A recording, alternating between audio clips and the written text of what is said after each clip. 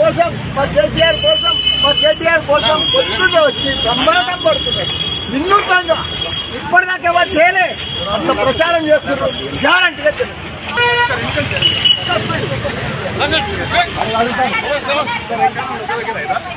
జూబ్లీస్ ప్రచారం ఎలా సాగుతుంది?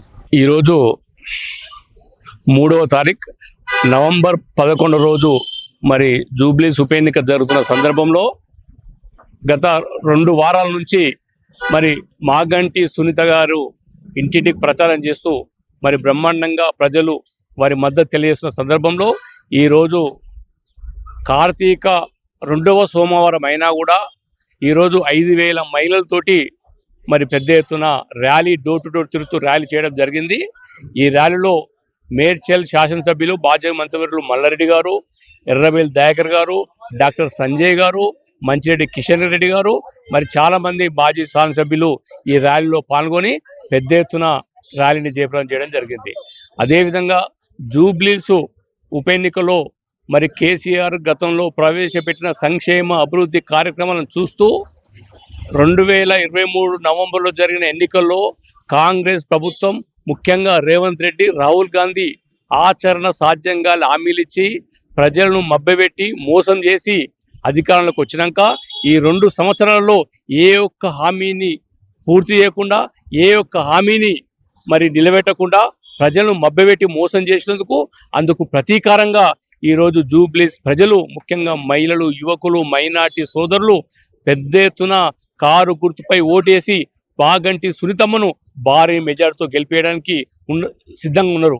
ఎందుకంటే గత 15 రోజుల నుంచి మేము జూబ్లీస్లో ఉన్న ప్రతి ఒక్క డివిజన్లో ఇంటింటికి తిరుగుతూ మరి వెంగళరావు నగర్ డివిజన్ మా మల్లారెడ్డి గారు 141 నుంచి 150 డివిజన్ల వరకు 9 బూతులు వారు ఇన్ఛార్జ్గా ఉన్న ఈ 9 బూతులు ఇక్కడున్న మైనార్టీ సోదరులు, ఇక్కడున్న మహిళలు, అదేవిధంగా యాదవ సోదరులు, ముఖ్యంగా యువకులు, మహిళలు అందరూ కూడా పెద్ద ఎత్తున స్వచ్ఛందంగా బయటకు వచ్చి మేమంతా కూడా అభివృద్ధికి ఓటేస్తాం. 2 సంవత్సరాలు ఈ రాష్ట్రం వెనుకబడిపోయింది. 2 సంవత్సరాలు మా కేసీఆర్ని మేము దూరం చేసుకొని నష్టపోయినాం.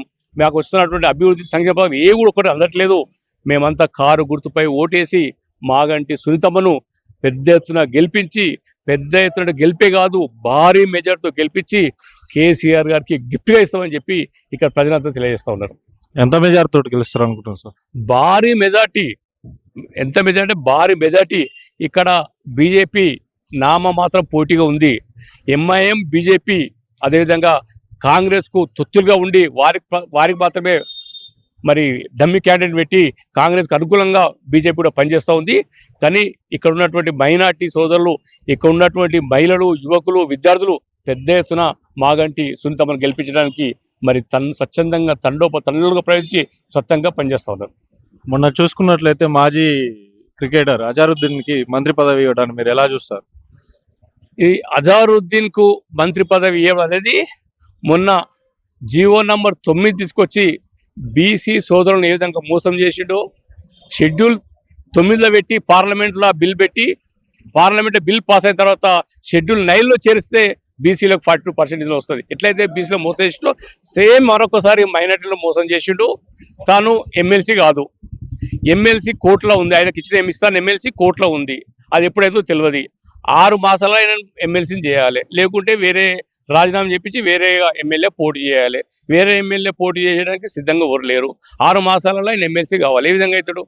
ఇదంతా మైనార్టీ సోదరులను, ముస్లిం మైనార్టీ సోదరులను మరొకసారి కాంగ్రెస్ ప్రభుత్వం వంచడానికే ఈ యొక్క అజారుద్దీన్కి మంత్రి పదవి ఇచ్చే తప్ప వాళ్ళకు చిత్తశుద్ధిగా అనుకుంటే మొదటి విడతలో ఒక మైనార్టీ సోదరునికి మంత్రి పదవులు ఇవ్వాలి. మైనార్టీ సోదరులు షబ్బీర్ అలీ గారు, సీనియర్ నాయకుడు షబ్బీర్ అలీ గారు వారికి ఇవ్వాలి. హైదరాబాద్లో నాంపల్లి నుంచి 3 సార్లు పోటీ చేసి కాంగ్రెస్ పార్టీని భుజాలపై వేసుకొని 3 సార్లు 2000-1500 ఓటుతో ఓడిపోయినటువంటి ఫిరోజ్ ఖాన్ ఉండు ఒక యువకుడు మరి ఓల్డ్ సిటీలో కాంగ్రెస్ పార్టీ వాదన చేస్తున్న ఫిరోజ్ ఖాన్కి ఇవ్వాలి. అంతేగాని మరి ఇక్కడికి వెళ్ళి పారాషూట్ ద్వారా తీసుకొచ్చి అజారుద్దీన్కి ఇచ్చి మరొకసారి మైనార్టీ సోదరులను మోసం చేసిన ఈ రేవంత్ రెడ్డి అని చెప్పి పబ్లిక్ అనుకుంటారు, ఇక్కడ ఉన్న మైనార్టీ సోదరులు అనుకుంటారు. Okay, thank you sir.